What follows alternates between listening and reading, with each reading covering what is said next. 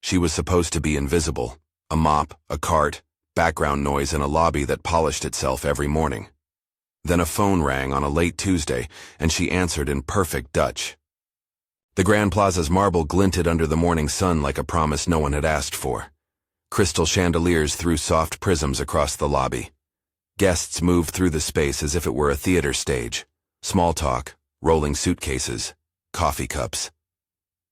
Zoe Johnson pushed her cleaning cart down an aisle between armchairs and a fountain, the rubber wheel whispering against stone.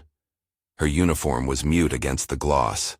Navy shirt, gray apron, name tag that read Johnson in neat letters. Tucked behind the cart, a framed Georgetown diploma leaned against a crate of spare hangers. It was a quiet contradiction she kept to herself. The phone on her belt vibrated.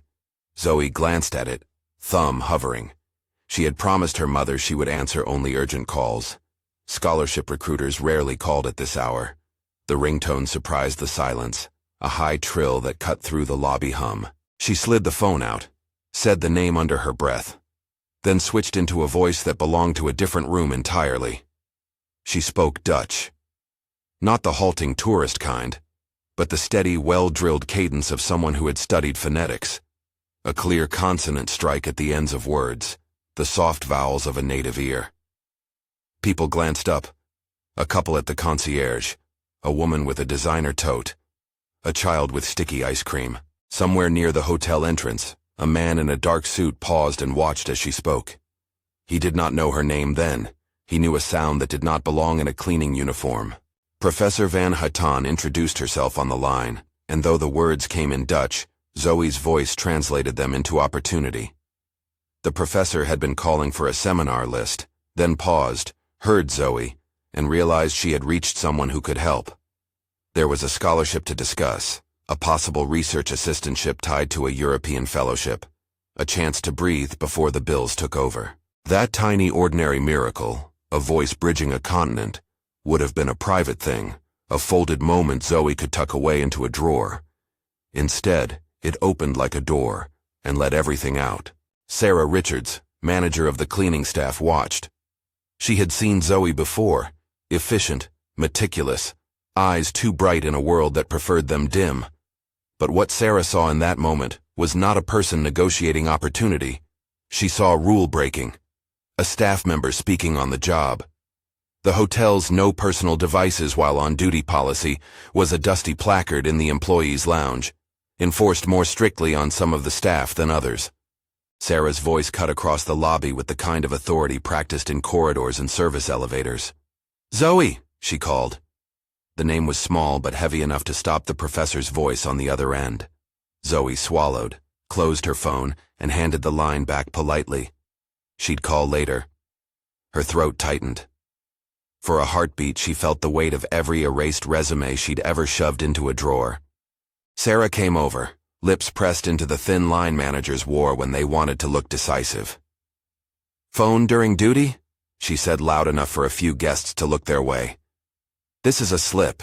You know we don't allow personal calls." Zoe kept her hands on the cart steady. "It was an academic contact, Sarah, a professor from Amsterdam." "No exceptions," Sarah replied. "Go to the back office right now. HR will decide."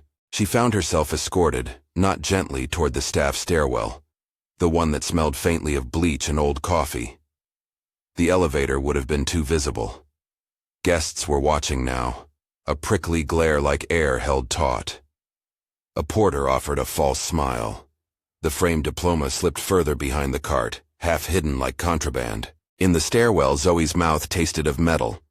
She had a scholarship application filled with annotations and a promise on the other end of a call.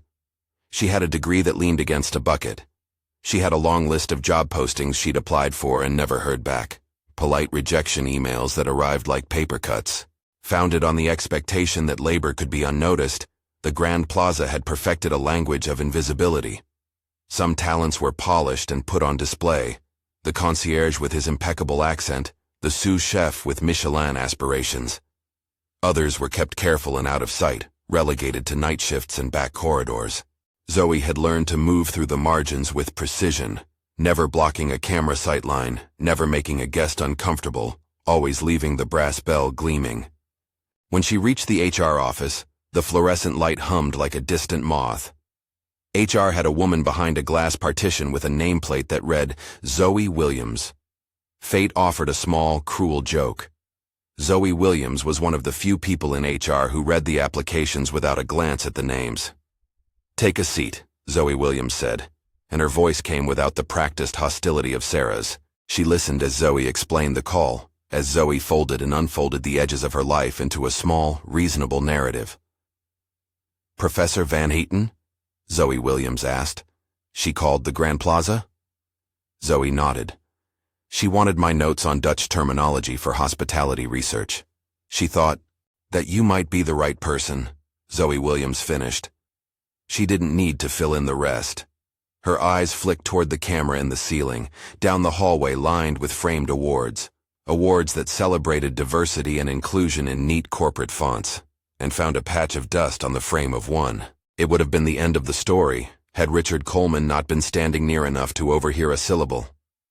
He had come to the hotel that morning with the kind of presence that rearranged rooms. Richard Coleman owned the Grand Plaza. He owned other hotels, a private plane, real estate in 2 continents, a foundation with a name that sounded like brass. He also had the peculiar habit of moving through public spaces and listening. He recognized language the way he recognized brands. Here, in the marble echo, he heard an unusual competence. "Who is the staff member speaking Dutch?" he asked the aide at his elbow. The aide flipped through a directory and pointed. There was a pause, a small ripple in the hotel's usual choreography. A billionaire's attention, once landed, has a way of bending things. They fetched Zoe. She stood at the edge of a meeting room where a banner read, Global Hospitality Summit, translating hospitality across cultures. Interns delivered coffee with careful hands. Translation files lay in stacks. The chief of staff smiled like someone who keeps surprises for dinner parties. Zoe stood steady, cleaning cloth in hand, cleaned coffee rings like a soldier checking her rifle. Mr. Coleman watched her with a look that was both curious and disbelieving. "You spoke Dutch in the lobby," he said. He did not ask how she learned it. He asked instead if she could help him with the summit. There was a translation team in disarray, materials rendered into Mandarin and Dutch like postcards from a city never visited. Delegates were confused, signage mismatched, the flow of panels brittle with miscommunication. "It's a short run," he said. "We need someone who can make quick fixes, liaise with the visiting delegations. If you're willing, we'll put you on the team. Temporary pay, of course." Zoe had been keeping accounts like a ledger in her head. Rent due, bus fare, her mother's medication, the truth that scholarships were rare and fragile. The word temporary came wrapped in a conditional she couldn't refuse. It sounded like an offer, and beneath it there was the smell of possibility, a scent of something she had been denied for too long. She looked at Sarah across the room and saw no surprise. The manager's mouth was a flat line, a professional armor. She looked at the framed diploma now visible on a table behind the reception desk and felt the tilt of fate. She accepted. "Stay to the end. You won't believe what happened after she spoke in Dutch," a voice would later invite, soft and quick, "because this is the kind of story that asks for patience." But there was no patience in the choice Zoe made in that conference room. It was immediate, a muscle she had been training. Her first act was small and efficient. She took the stack of translated brochures, flipped through them, and sighed at the awkward edges. Mandarin subheadings collapsed into English syntax. Dutch phrases wandered with literal mindedness, culture stripped from courtesy. Zoe set them down like a surgeon placing tools on a tray. She rewrote titles, clarified idioms, smoothed gendered forms into neutral, respectful language. She translated not merely words, but intent.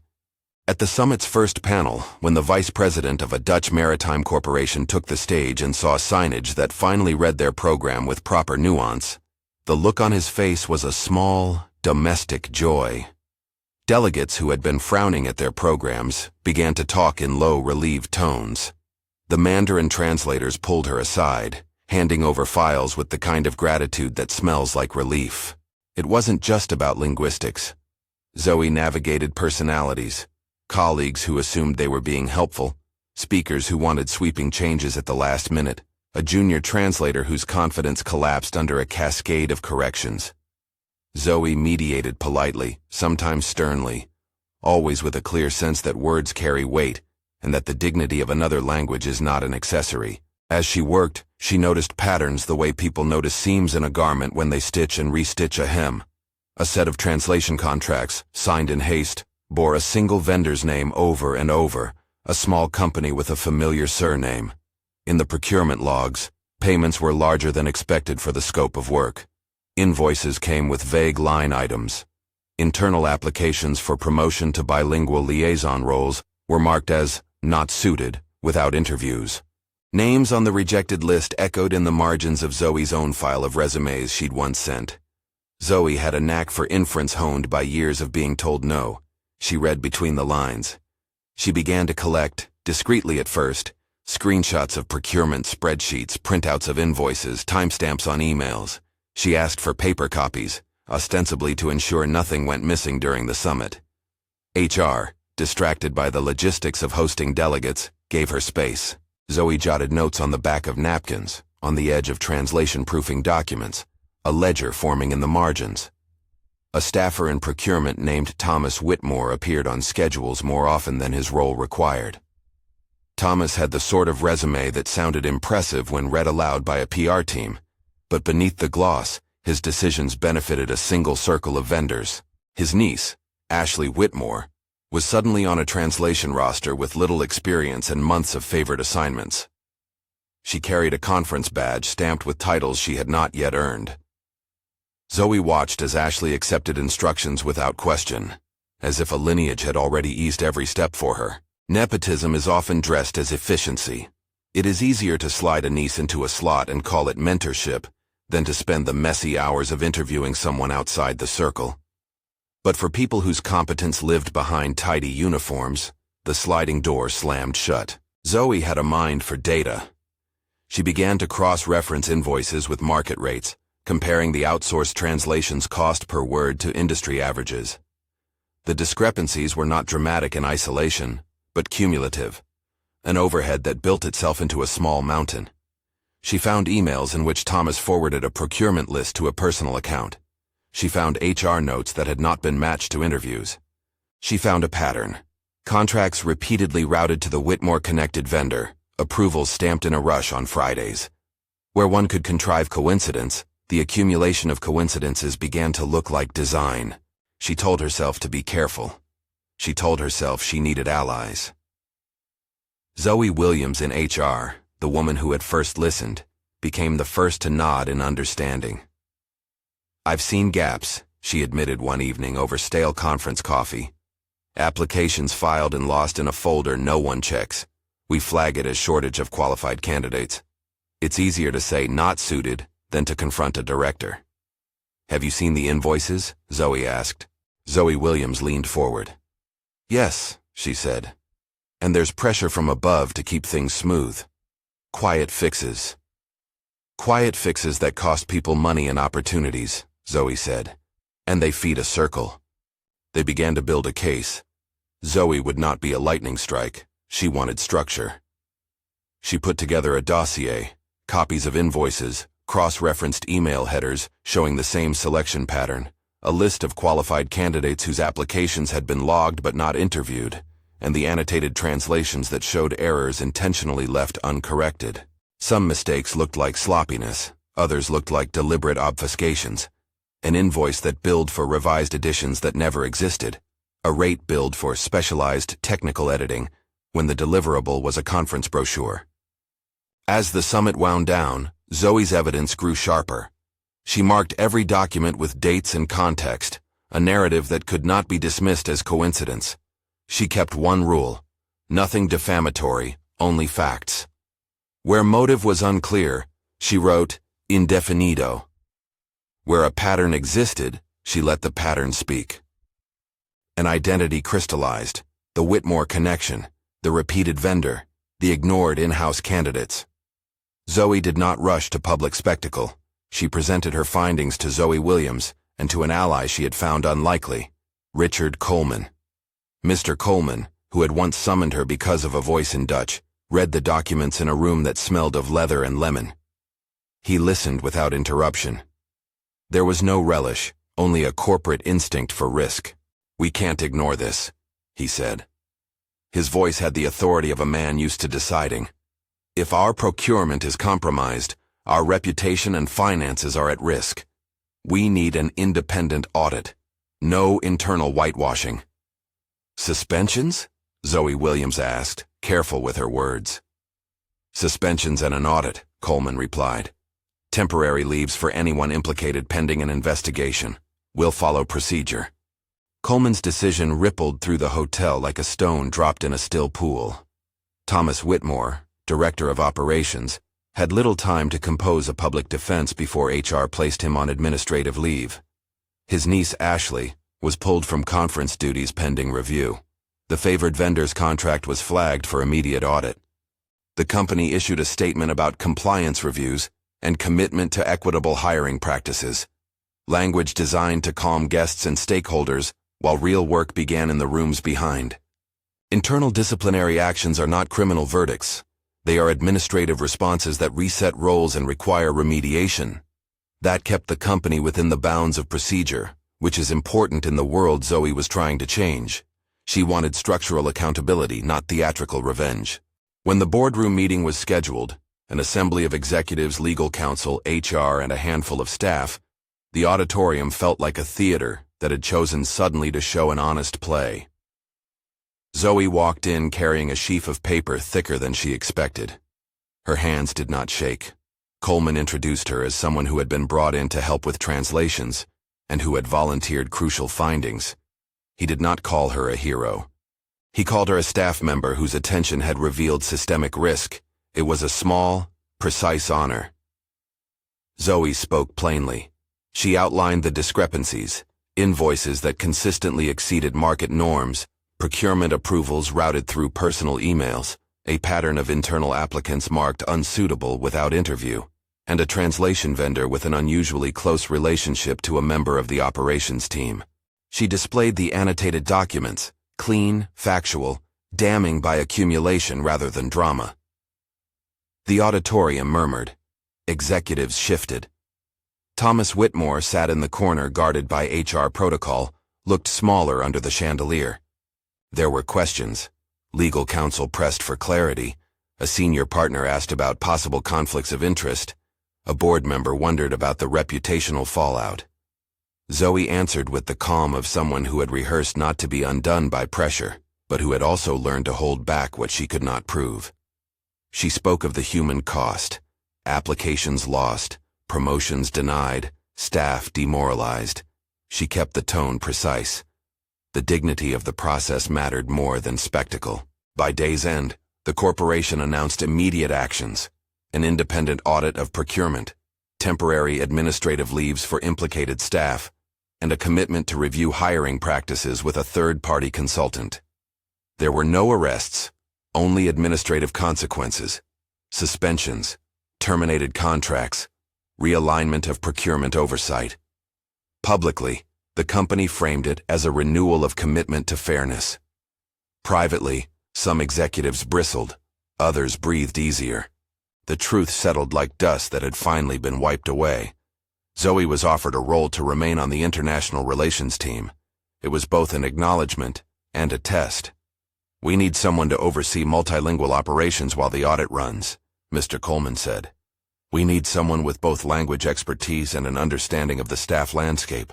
Zoe accepted with a reserve that kept her centered. She asked for a clear mandate, the ability to review contracts, to interview internal applicants, to propose hires, to implement a pilot program that would surface hidden talents across the company's housekeeping, kitchen, and front-of-house teams. She wanted a structural lever, not a symbolic desk. Coleman agreed. Over the next weeks, Zoe worked at a pace that had nothing to do with heroism and everything to do with discipline. She started a pilot she called Invisible Talents, a program to identify multilingual and professional skills among staff whose titles did not reflect their capabilities. The program was simple and direct: an open call for internal applications, blind reviews of resumes followed by structured interviews, language assessments administered by neutral third parties, and career pathways that led to certified roles in guest services and international relations. The pilot consumed her days and thoughts. She visited staff in the early hours, knocked on backroom doors, sat with night shift workers who cleaned events after they ended. She listened to the stories they told, of interrupted education, of degrees gathering dust, of family obligations that made steady office hours impossible. She documented their skills: a dishwasher fluent in Portuguese, a night auditor who had trained as a civil engineer abroad, a bell person who read financial news in Mandarin. She placed photocopies of their certificates next to scrub brushes and coffee thermoses, a small painful collage of the human resources the company had failed to recognize. HR's data team produced numbers after 3 months. The pilot had identified approximately 20 staff with bilingual skills adequate for guest-facing roles, and 10 with professional qualifications that could plug into back-office functions. The company saved an amount in recruitment and consulting fees that, when compared to its prior procurement expenditures, translated into meaningful cost recovery. But the arithmetic was not the point. The point was that talent had been sitting in plain sight. It is one thing to correct a translation file. It is another to change who does the translating. Zoe advocated for promotion paths and mentorship pipelines. She built relationships with local universities to offer continuing education. She created a rotating study shift system that allowed staff to pursue professional development without losing wages. The Invisible Talents pilot became a template, a method for the company to right-size opportunity. There were resistances. Some managers felt their authority undercut. Some vendors challenged contract cancellations with the kind of legal posturing that smells like threat. Boone, a senior procurement officer who had quietly resented the imposition of outside audits, criticized the pilot as expensive and disruptive. Zoe met these criticisms with data: reduced external spend on translations, improved guest satisfaction scores on multilingual services, and an uptick in staff retention where promotional pathways had opened. The narrative shifted. Guests began to notice subtle improvements: smoother panel introductions, better translated signage, staff who could make small cultural bridges with confidence. Delegates thanked her in quiet emails. Internally, morale improved in places that had been silent too long. The company's diversity metrics began to show slight but real change. The board commissioned a new policy. All external vendor contracts above a threshold would require a documented independent review. It was a conservative reform, but it was a reform nonetheless. 6 months after the summit that had started with a phone call, Zoe stood in a small lecture hall at a local university. They had invited her to speak about career pathways and institutional reform. She had a visiting professorship for a semester, an arrangement that allowed her to teach an evening seminar on language and labor while continuing her work at the hotel. Her mother sat in the crowd, a slip of paper on her lap with notes she had been too nervous to write down. Zoe's speech was spare. She spoke of bridges, the literal kind built to span water, and the metaphorical kind we build to span poverty and opportunity. She told the students about the morning she had picked up the phone and said, in a voice that belonged to a different room, that she would help. She did not use the word vindication. The room smelled of coffee and old books and quiet applause. Back at the Grand Plaza, the pilot program had been institutionalized into a permanent skills and mobility office. Zoe oversaw a team that evaluated internal talent, matched staff with development programs, and tracked outcomes. Within months, the program had promoted a dozen employees into roles with higher pay and clearer career ladders. The company reported an approximate 15% decrease in external translation spending and a measurable increase in guest satisfaction around international services. The numbers were tidy enough to satisfy quarterly reports and messy enough to mean real lives shifted. The fallout for those implicated in procurement corruption was administrative and structural. Contracts were canceled, procurement policies rewritten. A small cadre of personnel faced terminations consistent with corporate procedure. No sensational trials unfolded, no dramatic court dockets closed. The consequence was consequence enough, a recalibration of how power operated inside the company. Zoe did not gloat. She let the institutional changes speak. There were quieter personal outcomes. The woman who once lost a hotel director's job over a bad decision, a woman who had been both complicit and complicit by ignorance, reached out months later, an email of apology and a request for guidance. Zoe replied with a professional outline of how to rebuild trust, transparency, documented processes, and a commitment not merely to avoid mistakes, but to do better. It was the kind of closure that did not erase harm, but offered a path forward. The scholarship Professor Van Hayton had mentioned materialized. The academic fellowship allowed Zoe to spend a term abroad, studying language policy and hospitality, and bringing back practices that informed the hotel's training modules. She used part of the stipend to seed a small scholarship in her mother's name, a fund designed to support hospitality workers pursuing degrees in languages and management. Zoe named it modestly, the Johnson Access Fund. She wanted a quiet legacy, a ladder for the next person who found themselves answering a phone in the middle of a marble hall. On the day she inaugurated the fund, Zoe walked the lobby and saw it with new eyes. The plumbers who kept the pipes humming, the linen room attendant who folded sheets like origami, the night auditor who had once written code for a university and now reconciled accounts. All these workers moved with a dignity that had not always been recognized. Small gestures had been made official: paid study hours, language stipends, blind resume reviews. The hotel posted the new career paths on the staff bulletin board, a rainbow of possibilities printed in tidy font. Her mother stood beside her at the ribbon cutting for the Skills and Mobility office. The scissors were ceremonial and heavy. Zoe's mother had come to this country with a suitcase and an iron will. She had vacuumed other people's houses for years and paid tuition installments late into the night. She had told Zoe, a child with books perpetually dog-eared, that learning would be armor in a world that often tried to unmake a person. At the edge of the ceremony, Zoe felt the shape of that advice like a finger tracing a letter. There were moments when Zoe allowed herself to remember the stairwell where Sarah had marched her out. She remembered the flash of embarrassment and the small, private humiliation of being told to step back. Not long after the audit began, Sarah Richards' managerial record displayed a string of formal complaints about discriminatory enforcement of policies. Performance coaching replaced punitive management. There was a quiet reckoning for the supervisor who had once enforced invisibility as if it were a policy worth preserving. Zoe, for all the attention, kept her life measured. Her apartment was small and neat, a patchwork of awards and unpaid bills. She saved in months she could, spent in months she needed. She taught an evening class and kept the cleaning cart practice at the edges of her memory, like a lesson she would never forget. She said paperwork took as much time as diplomacy. She kept a box of Polaroids, staff who had taken new positions, a night shift worker with a paid certificate, a conference delegate who had written to commend the hotel's language services. These were modest proofs that the world could be altered by attention. The final scene of the year might have been a press release or an award. But Zoe's real reward came in smaller places. A young housekeeper who applied to a hospitality program after a conversation with Zoe. A translated menu that finally honored the nuances of a visiting chef's cuisine. A janitor who, after an assessment, was promoted to logistics coordinator. These were simple, clear victories. At a board meeting several months into the new policies, Richard Coleman summarized the shift without fanfare.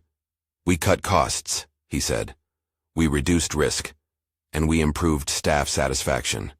We gained clients' trust." He left out most of the human detail, the late nights, the arguments behind closed doors, the careful work of a woman who had used a phone call to articulate a larger truth. Yet the numbers in the report did not tell the whole story. The ripples were broader than spreadsheets. When she finally had a moment to breathe, Zoe sat at her kitchen table and pulled out the framed Georgetown degree. She cleaned its glass with a rag until her reflection softened in the glass. Her mother, who rinsed dishes in the next room, hummed an old hymn. "You did it," her mother said, not as a trumpet, but as an observation of fact. "I didn't do it alone," Zoe replied. "I fixed one thing, and people liked the idea of something better." "You made them notice," her mother said, wiping her hands on a towel. "That's the hardest part." Zoe thought about seesawing balances, the elegance of polished brass and the grit beneath it. She thought about how a single phone call could be a hinge on which an institution turned. She had been both prepared and lucky, trained and positioned at a moment when sound could matter. She did not want the story to be about luck. She wanted it to be about structures that made luck less necessary. At the end of the year, Zoe formalized the scholarship under the hotel's foundation. She asked for a clause in the program. At least half of the recipients would be current hotel employees or their families. The foundation agreed. The first scholarship went to a woman who worked nights in the laundry room and taught herself English from the back seat of a bus. Zoe presented the check in a small ceremony where no press cameras flashed, but where the laundry room attendants clapped with genuine private joy. Before the cameras or the boardrooms could claim the narrative, she wrote a short note to Professor Van Houten. "Thank you for calling," it read, simple and clean. "Your call opened more than a scholarship. It helped us re-seek what we had misplaced. Attention. We are making space for those who have waited. I would like to collaborate. There is work to be done." The professor wrote back, and an exchange of ideas followed. Zoe's visiting professorship included a collaborative course on language policy in service industries.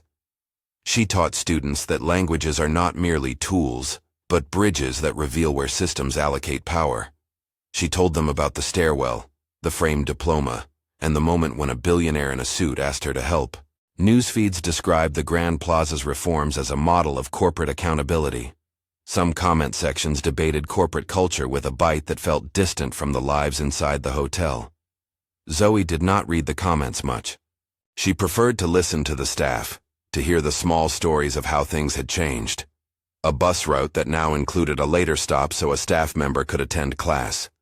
A tuition reimbursement policy used by a man who had saved to finish an engineering degree. A translator who had earned certification and then began to mentor others.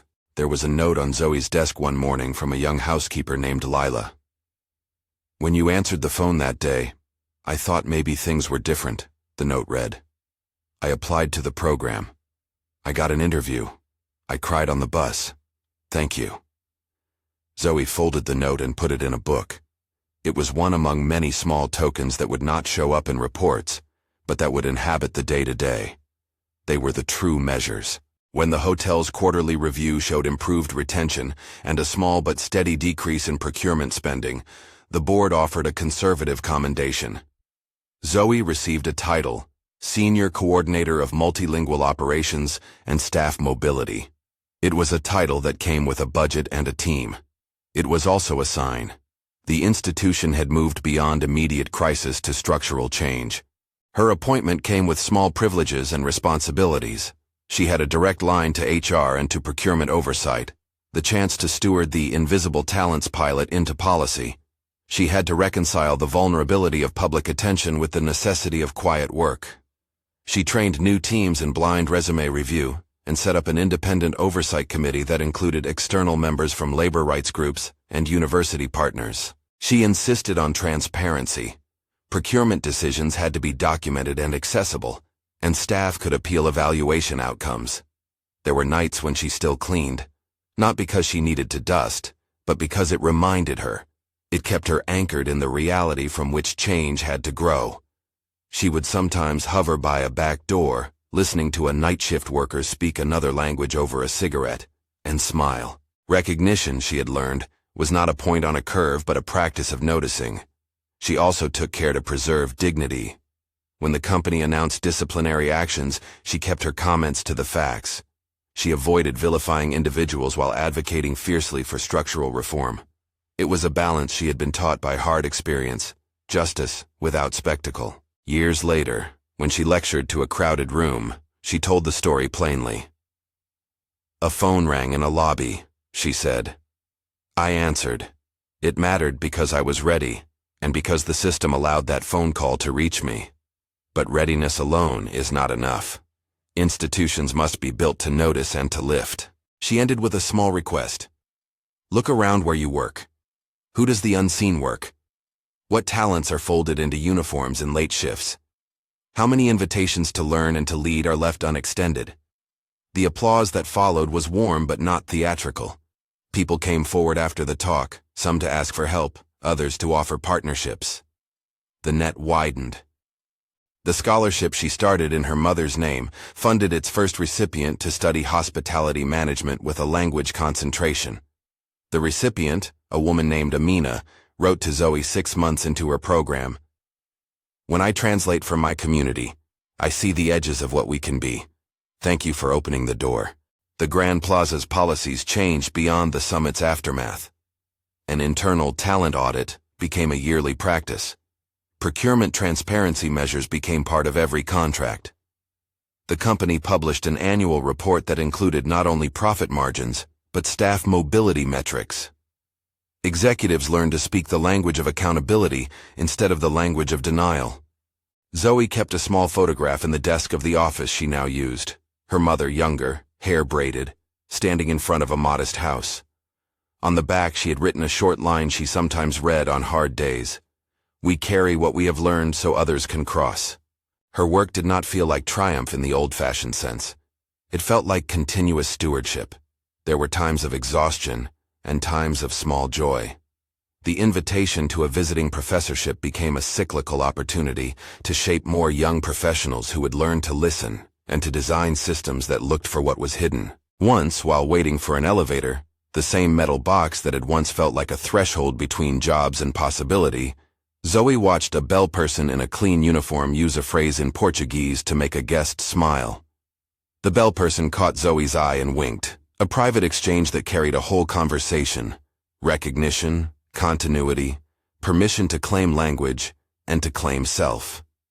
Zoe rode the elevator down and smiled to herself. The building had not been rebuilt by a single call. It had been shifted by steady insistence. At the end of her year as senior coordinator, the staff gathered in a small ceremony. They hung a modest plaque near the staff stairwell that read, not with corporate flourish but with modest clarity, "For those who notice." The plaque was made of simple brass. Zoe had asked for that. She wanted the material to match the work, plain, visible, unpretentious. She thought often of Professor Van Houten, who had called a lobby number one morning and had no idea a life would pivot on the sound of Dutch. She thought of Richard Coleman, whose curiosity had opened a door, of Zoe Williams, who had listened, of the staff whose talents had been waiting. She thought of Thomas Whitmore and Ashley, of the need for systems that made favoritism harder, not people harder. The story settled into the hotel's life.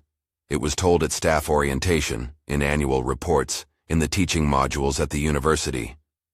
But the best part was private. Workers who once felt mute began to speak. Their words were not always dramatic. They were practical. "I am applying. I have a certificate from my country. I want to try as a translator." The verbs shifted toward agency. On a rainy afternoon, Zoe called her mother from the back of the staff room. The woman picked up and listened as Zoe described a new cohort of scholarship applicants, including a single mother balancing 3 jobs. "Make sure the committee knows she needs afternoon classes," her mother said, practical and unromantic. "I will," Zoe promised. She walked out into the lobby, where the light through the chandeliers had softened into silver. The polished brass gleamed. A child dropped a coin into the fountain and watched its ripple. Zoe ran a cloth over a table, slow and purposeful, and then looked up at the guests who moved through the space with their lives and their priorities. She was no longer invisible in the company of their presence. She was visible in a way that did not ask for applause, only for fairness. If anything saved the moment from becoming a mere anecdote, it was that the change was not theatrical, but procedural. Policies were amended, contracts reviewed, and pathways opened. Zoe's phone would ring again in the future. Calls from students, from journalists, from institutions asking for help. She answered most of them. When the professor from Amsterdam phoned years later to co-design a curriculum, Zoe accepted. She told the professor the story not to glorify herself, but to map out the work. A phone call can begin things, but it is the systems we build afterward that make sure the next person who answers is met with opportunity, not obstruction. If you were moved by this story, if it made you think about the people whose talents go unnoticed in the places you frequent, leave a comment and tell us who you think should be visible. Subscribe for more stories about talent found and systems changed.